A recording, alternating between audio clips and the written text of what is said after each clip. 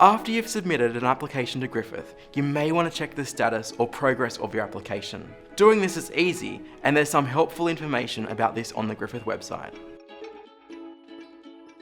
When you track your application online, you might notice your evaluation status change, and there are several reasons why this might be the case. The first status may be outstanding requirements.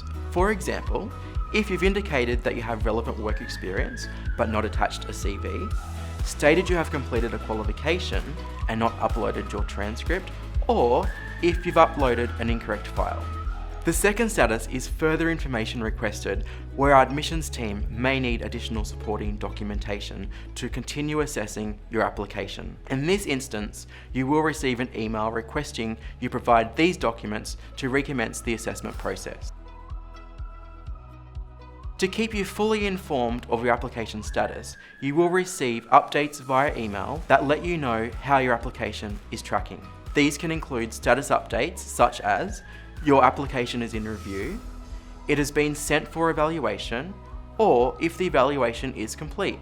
With these tools at hand, you'll be able to get all the information you need when required. Remember, we're always here to help support you along your application journey.